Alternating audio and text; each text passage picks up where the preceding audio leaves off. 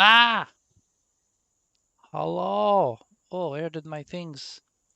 Where's my shit? There's my shit. Ah! Good evening. Okay. Well, I have one person. That is enough to do something. And maybe I'll get. Maybe we'll make more friends along the way. Yes, yes. Okay, well, let's see. Last time, let's just move that up here. Yeah. Last time we played, what did we do? What did we do? We made a, oh, where did I put it? Where are you? Where is my, boop. There we are. We've got, here we go. We got Sugar Gulatur. Oh yes, our half-orc, paladin, soldier, neutral evil, all kinds of good stuff, good things. He's got a little bit of money. He's got some javelins. Where are the javelins? I thought we added. Didn't you find 3 javelins? Oh, there they are. 3 javelins.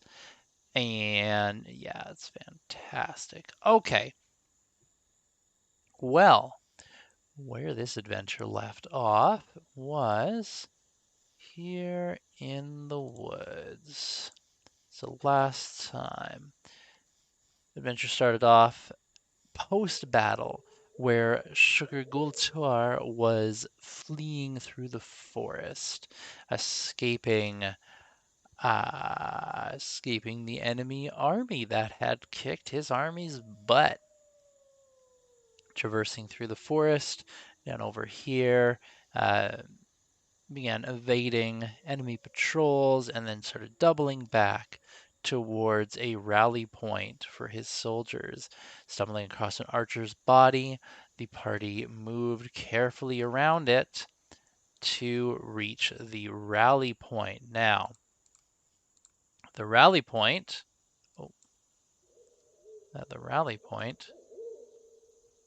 was discovered a number of dead soldiers on both sides, along with one Lieutenant Wallace, a not the party's direct commanding officer, but a commanding officer in the army. He was very much dead. Everybody was dead. After checking around, looting some stuff like a little bit of money and the javelins, the party decided to take off as they heard something coming through the forest from the east, deciding they didn't want to continue with whatever that sound was. So that's where we left off. Let's just make a little nice little path around here that went to the rally point. So Sugar Gultar is alone among the dead. Uh, oh, right, the forest was not making a bunch of noise. The forest was quiet, very quiet. Now, as the as Sugar starts to move away from the rally point, hearing something like sounds to the east, sounds of voices, where does he go and what does he do?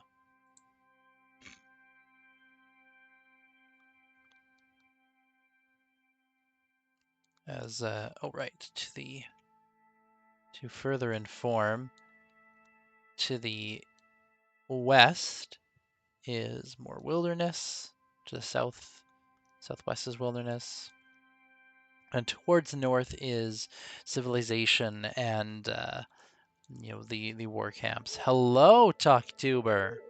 Welcome. Welcome to D&D.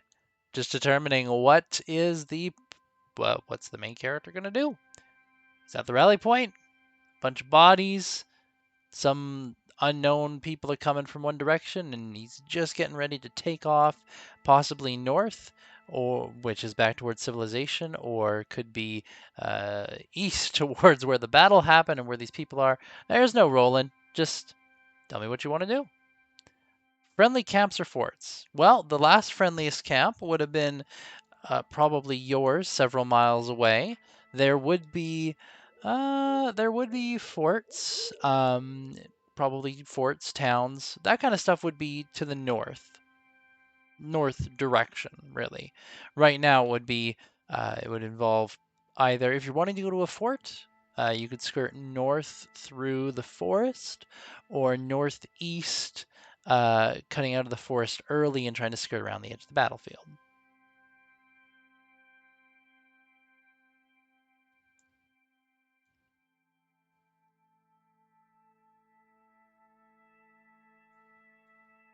But yes, no need to make any rolls, Talkie. Just put in what do you think should be done, and we just do it. I pretty much go with whatever the first response is. So if somebody's like, "We go into the wilds," oh, that's what happens. Get to a friendly town. Okay.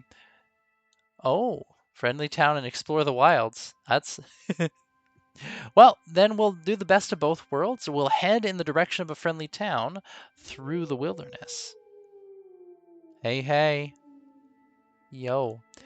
In that case, we'll be wanting to go northeast. So let's just 1040.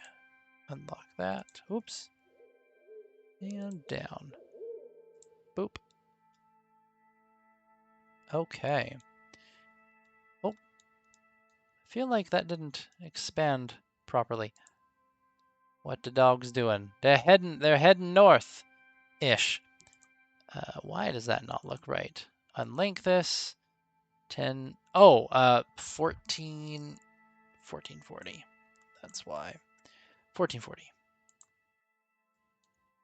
There we go. And let's increase the land. Land. Now, it is getting late. And let's just put on some more. There we are. Oh, where did it go? Where did my music go? There it is. So, it is getting late. Sounds of night are all around as Sugar Gultar heads to the north-ish through the forest, a little bit northeast, deciding to take a more wilderness approach to head towards friendly lands, friendly towns, trying not to get killed by the enemy army. Why am I not able to make this smaller? What the frick? There we go. Come on, you. Oh, that's way too big. Let's make you much smaller. Oh, there we go. Little trees. Little trees. Gonna just kind of dot them through the area. Oh, spray brush. There we go. Go to the god tree. Oh, hey, you don't have one of those. At least not yet. Placement density, lower that. There we go. Okay. Well, heading to the northeast. Let's have a survival roll made. Now, he is... where is that? There you go. Not proficient in survival, so it's just going to be a +2. So let's roll a d20 +2. 5.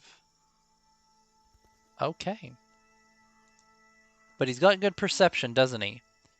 So let's just roll something here. Good to know.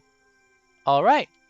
Well, Gulthar heads northeast through the forest. Oop, didn't want to open that. And there we are. Ah, labels. Gonna head off this way. Now, getting away from the enemy forces is his main priority for the moment. And as he moves further and further and deeper into the forest, he grows more and more confident that he's not being followed. However, Guthor cannot shake the thought of being watched. I might do Stars Without Number on here. Just D&D is it's more well known, so probably easier to start things.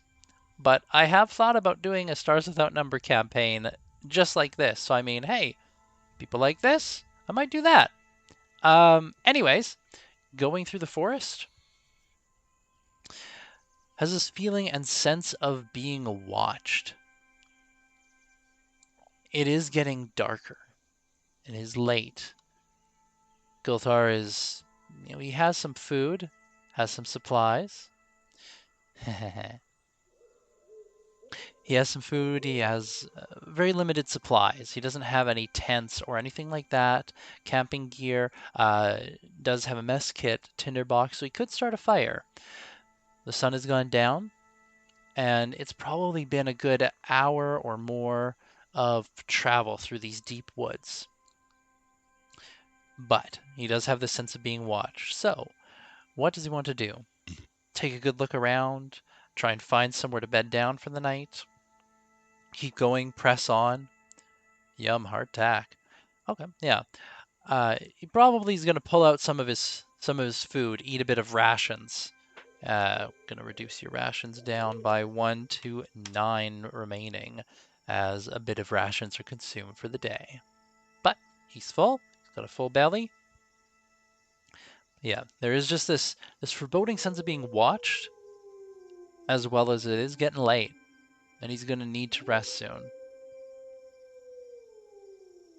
Now, what is your half-orc gonna do? Somebody, anybody.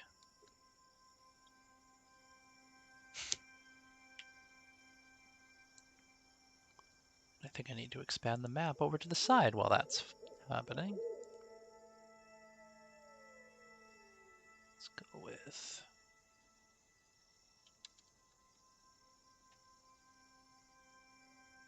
Could definitely look for some shelter. What kind of shelter is he gonna be looking for? Cave, tree... Well, I guess it doesn't really matter. I'll just roll a... Okay, well, here's a question. What skills... if you've got an idea of a skill that you want him to use other than survival, you can state that when you're saying, I want him to do this. Otherwise, I'm just going to go with survival. Whoa, those are big trees. Let's reduce those down drastically. There we go. And path land. Draw some more land. There we go. Okay. Now, we're going to go with, I want to roll 98. Okay, good to know. And a survival check. Ooh. Yeah, it really worked out with a 4 this time. Okay. Well, pressing on, looking for a place to bed down. Sugar, he is not a survivalist. This is really not his deal, not his jam. There were other scouts in the army who were much, much better at this kind of thing than he was. Oh, hey, where'd my player tab go? Oops, I might have deleted it. Oh, just gonna add some land over there, apparently. I lost my player label. I'll have to make a new one.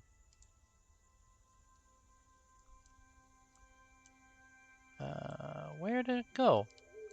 That's annoying. Okay. He's not very good at this kind of thing, poor Gulthar. And oh, let's make it a darker green.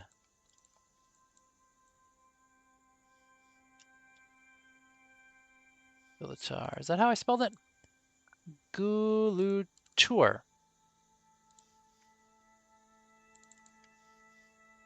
There we go. Okay. He's not very good at this kind of thing. What he does stumble across, however, is a bubbling brook, a stream. Resource fade in off. He comes across a stream that seems to, from his knowledge and remembrance of maps, this river cuts across the wilderness. It's not a very big river, at least not at this point, but he does know it heads towards a town at the other end of the river. Off into the wilderness, he has no idea where it goes, but he has found some water. Unfortunately, Gultar has not found much in the way of shelter. And then he hears something. There's a snap as there's something behind him. That's going to be an initiative roll, which is, what is his initiative? This is a flat d20.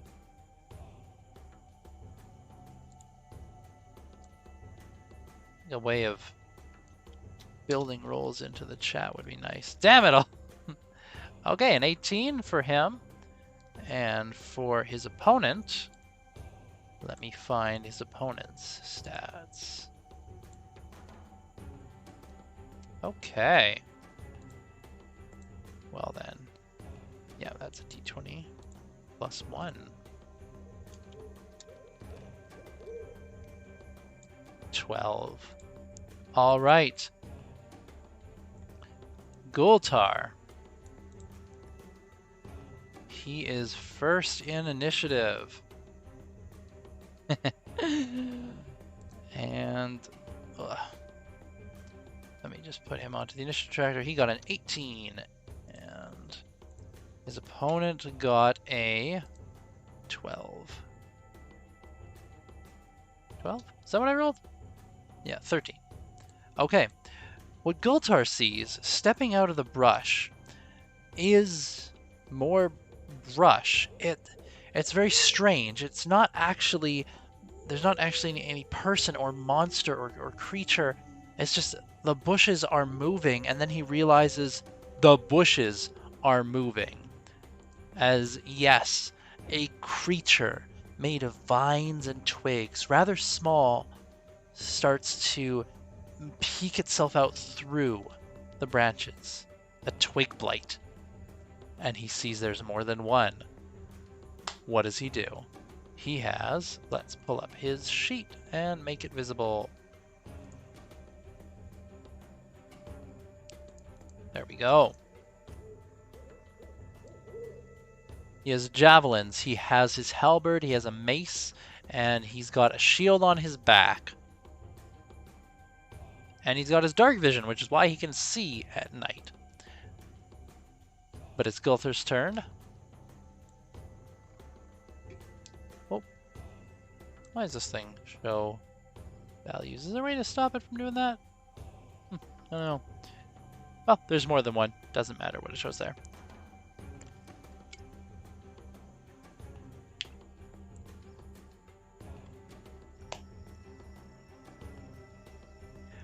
What's he gonna do? Or is he just gonna stand there and dodge as the twig blights come his way? That'd be funny. It would be fine. He could die. No big deal, right?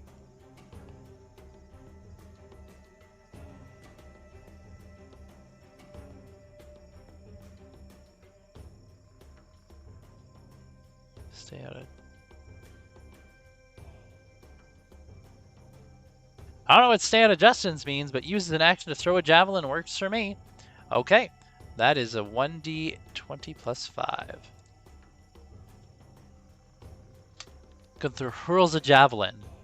Oh, shit.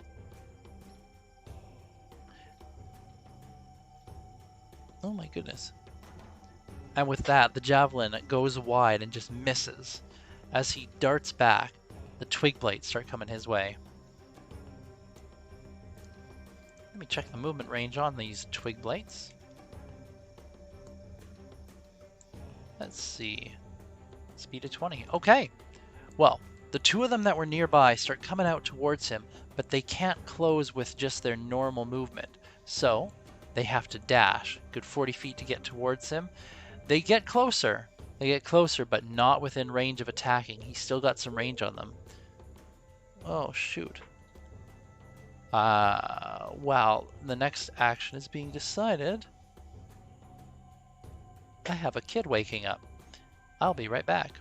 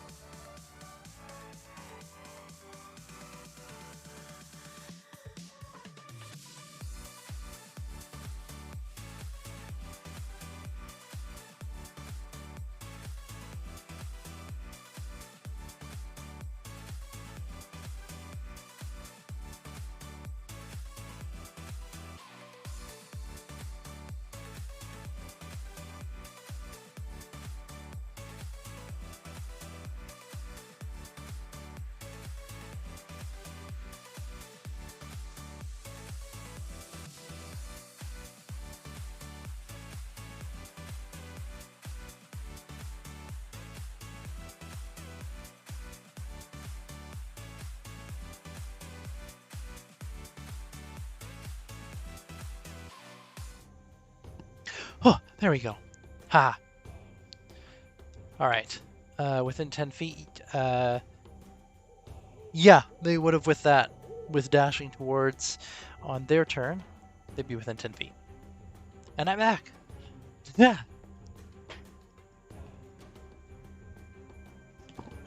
Oh, did he want to toss another javelin, or... He's got no weapons in hand right now because he just pulled out and threw one javelin. We got a halberd. We do have a halberd. You gonna pull out that halberd? You can go ahead and use it. I'm gonna actually just take that as a yes, using the halberd, because that'll make it move. It's a d20 plus 5. Wow. That's a natural frickin' 20. Okay. Well, a halberd is 1d10 plus 3. I'm pretty sure minimum damage is gonna do it for one of these twig blights. I want to see it. The critical hit of 9 damage. Not a massive roll, but 9's enough to kill one of the twig blights. Yes. Alright, so Trigger seeing these things come towards him, he's thrown a javelin, and then they go charging towards him. He pulls out his halberd, and with a lunging motion, kind of takes out one of them. Just kind of stabs right through it, pulls back, and then takes off another 30 feet. Now, I'm just going to get a quick survival check here, because he's in the forest. 6. With this one, he's only able to move 15 feet. It's a difficult terrain. He's not really sure where to step properly. He gets bogged down in vines and slowed down. Which means, at this point, if he only got 15 feet away, 10, 25... Yeah, it's going to be able to get closer. Okay, at this point, another twig blight bursts out from the underbrush, heading right towards him as the other one charges right up next to him. He's got 2 twig blights now engaged with him in melee, one of which is able to get an attack through.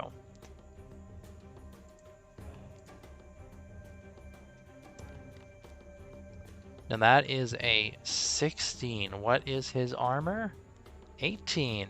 As the twig blight charges up, it leaps at him, but he's able to deflect. Oh, wait a minute. He does not have a shield equipped right now, so it is 16. Leaps at him. He tries to deflect with his halberd, but it's able to get purchase with its claws. He takes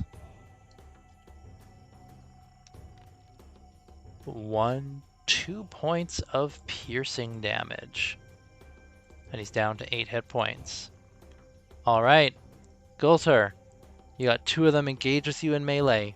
One of them has been cleaved right through. What's he gonna do?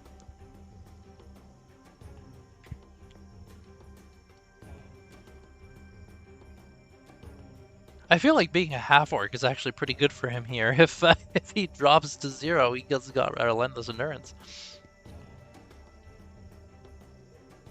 Halberd!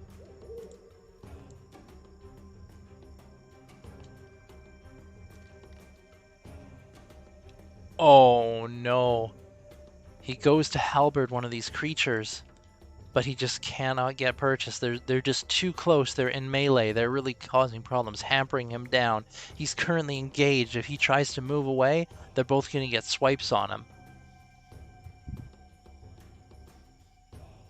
Now he knows he's faster than them, but with all this underbrush, he tried to move last time and he got bogged down. It might be difficult terrain, or he might be able to move more smoothly. Is he going to flee or is he going to stand and fight? Because if he tries to run, he's going to take hits. If he stays here, he's going to take hits.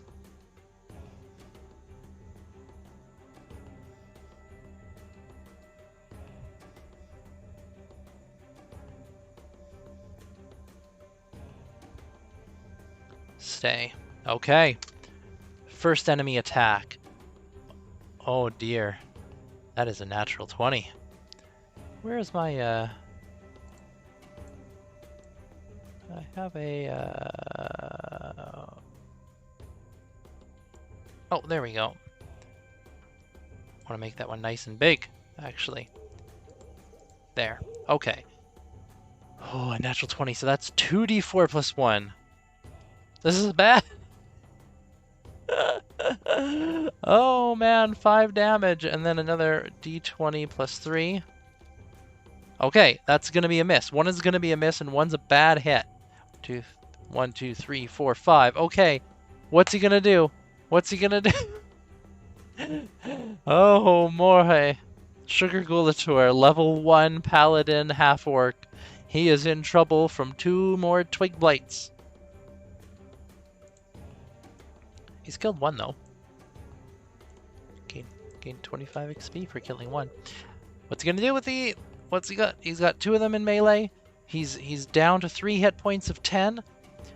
He's got all his other resources, and he's got his trusty halberd.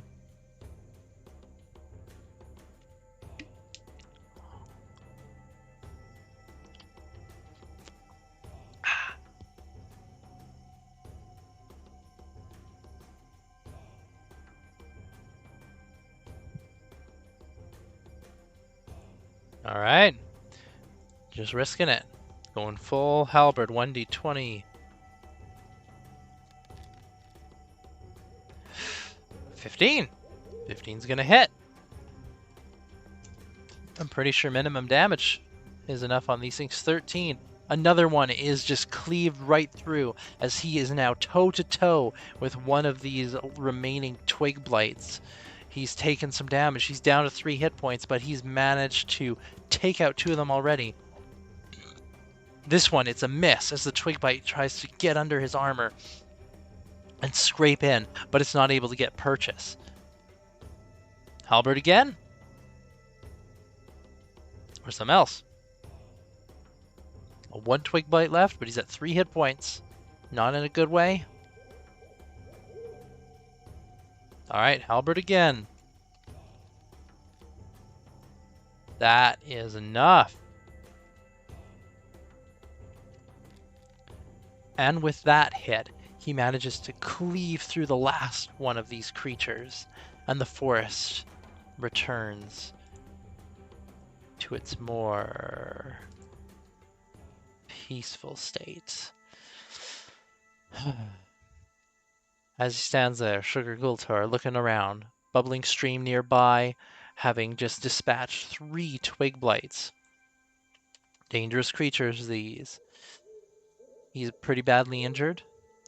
Oh, I think so. Yeah, Lay on Hands comes at level 1. I will double check, but I am pretty darn sure of that. Classes, Paladin. Yeah. Yeah, Lay on Hands is right at level 1.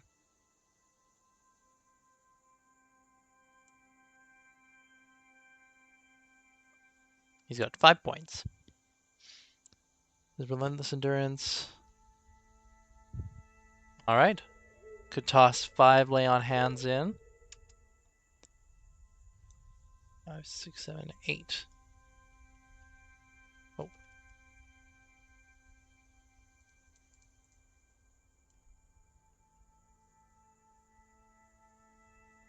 And there he is.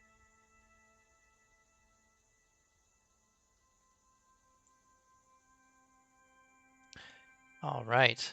Sugar Gultar has successfully not died.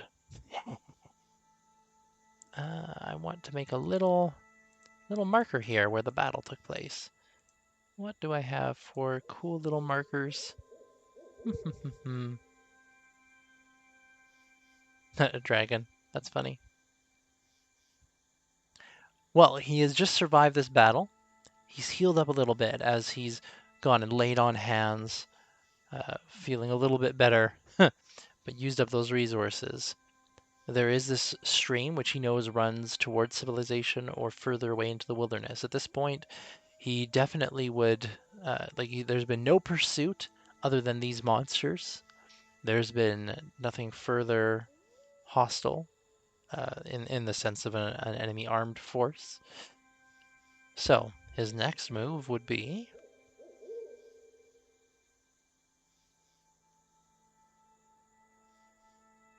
I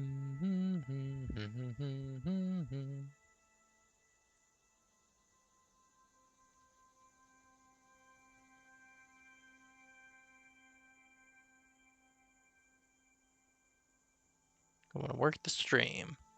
Okay. Heading back towards civilization that is. Do do do do do do do do do cantina. Uh,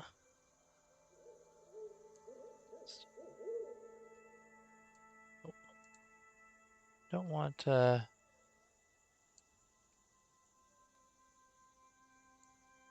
I'm trying to place a rock. There was a rock. Rock lobster.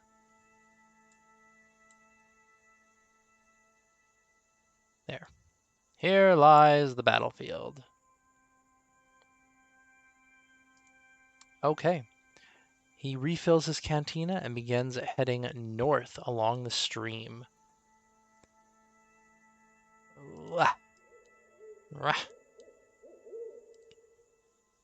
From the rally point to the rock, site of the battle, and then north along the stream.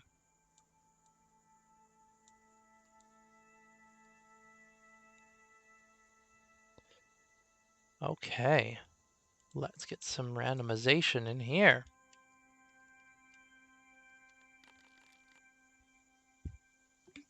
$95, man, all these high rolls.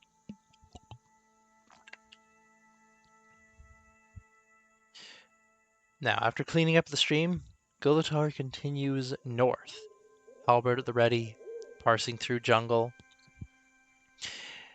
He's getting tired. At this point, it's been more than it hasn't been 24 hours since he's been awake, but it's getting late. The moon has since come up, and he can see it through the break in the canopy where this river cuts through the forest. He can see the moon filtering down.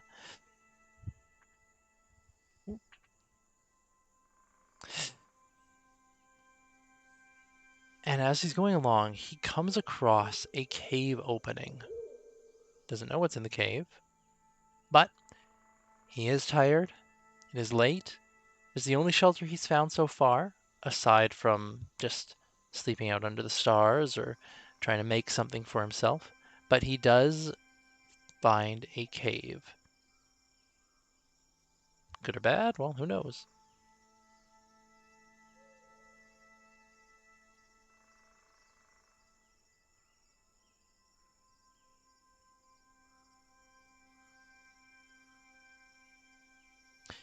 Better than nothing.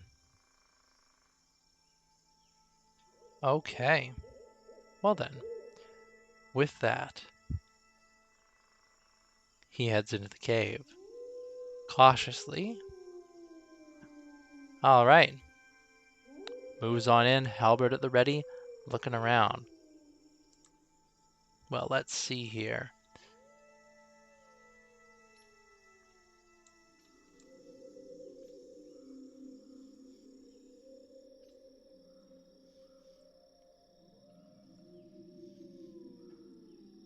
Shugulthar moves into the dark cave.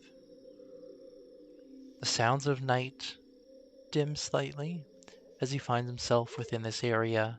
It's a bit more sheltered. The cave entrance is probably about 10 feet around, and it appears to go back at least a short distance. Taking an immediate look around, let's see.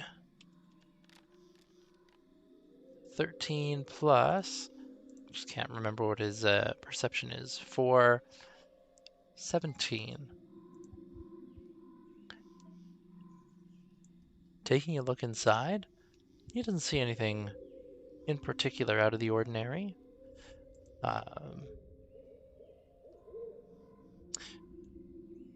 There are signs, however, of possibly something having moved through here recently.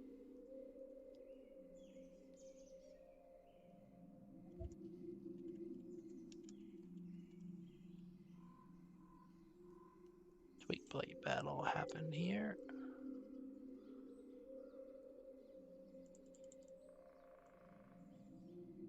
And over here we've got a cave.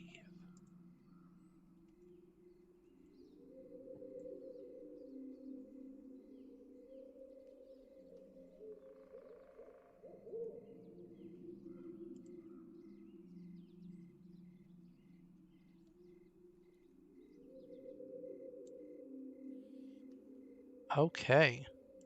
Sugar has entered the cave, and something has come through here recently. As for what it is, I'll roll him a quick survival check. 20 total. He does see what looks like animal tracks. It's pretty sure some kind of creature, some kind of animal has been through here. Maybe,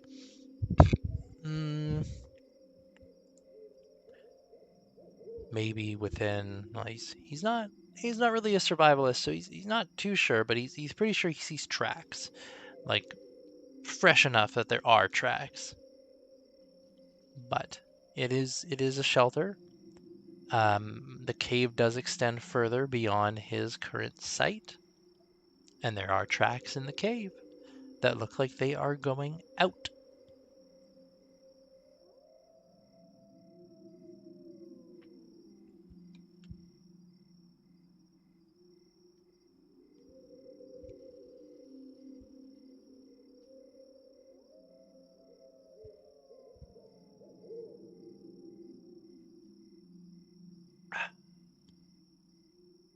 Water. It's good for you.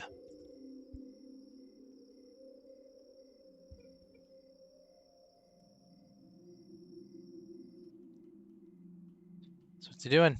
Staying in the cave, going out of the cave, going deeper into the cave, lighting a fire in the cave, taking a poop. I don't know. That would be interesting.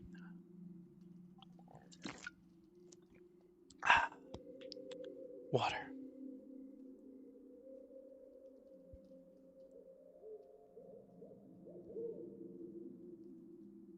Poop outside of the cave. Okay. Well then.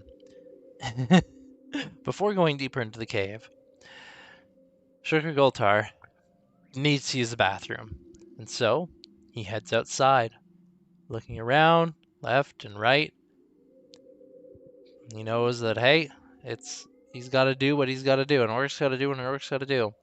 It takes him a little bit of time because he is wearing heavy armor to take a little bit of that off, and but he's experienced. He knows how to go in armor and what parts to take off, and sparing the grittier details. You know, it's been a stressful day, and he takes a load off right in front of the cave. That's one way to mark your territory. Well, hitching back up. I don't know if he buries it or not. Maybe tell me if he buries it or not.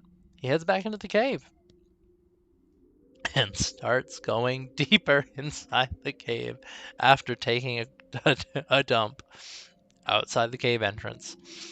Does he spend the time to bury it, or does he just leave it airing for all to see? Go ahead. Oh. Does he? I don't know. That's up to you guys. Either way, he goes back into the cave. Yes, he buries it. Very good. Okay. He takes a big dump and buries it outside the entrance of the cave. Then he heads in deeper. Okay. Moving through this cave. It's dark. There's no more light. So but for him, it's dim in here because he does have his dark vision. He steps carefully and carefully inside the cave. Where did I put my cave?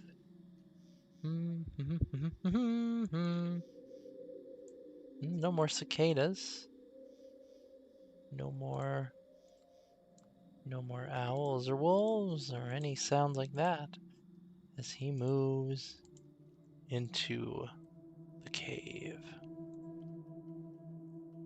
Now, there's a drip, drip, drip of water in here.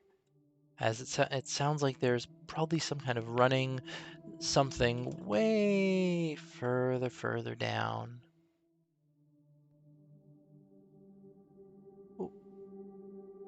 And there we go. But it winds in a little bit.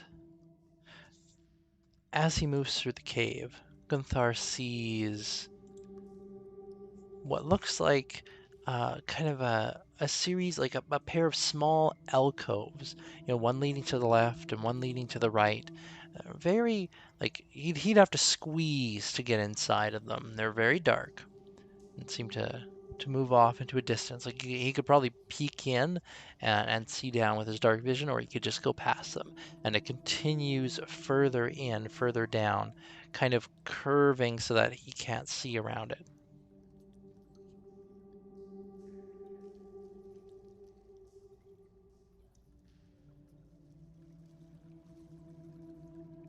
Probably do one more action and then call it for the evening so I can take care of a baby.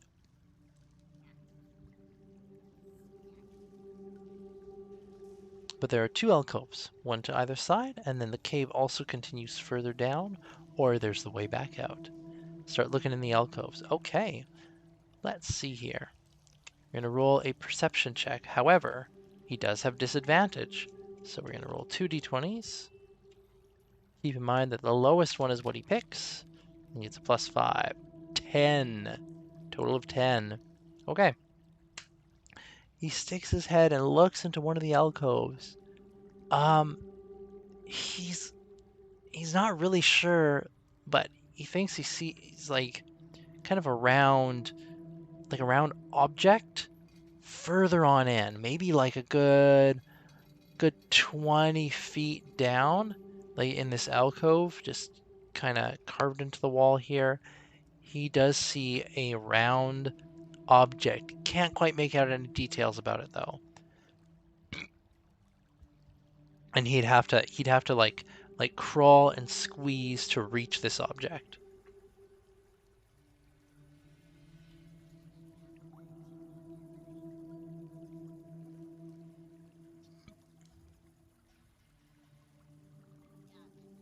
The object? A bear? I mean, it would be too small to be like a full-on bear. Like, maybe the size of a... It could be like... If he's making an assumption about bear, how big is a bear cub? I mean, it could conceivably be a bear cub, like, maybe, size-wise, possibly. But it definitely wouldn't be like a full-on, like, full bear, full-grown bear.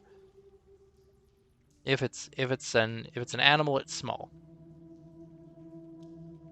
But it's whatever it is, it's a round object. He can't really make out details.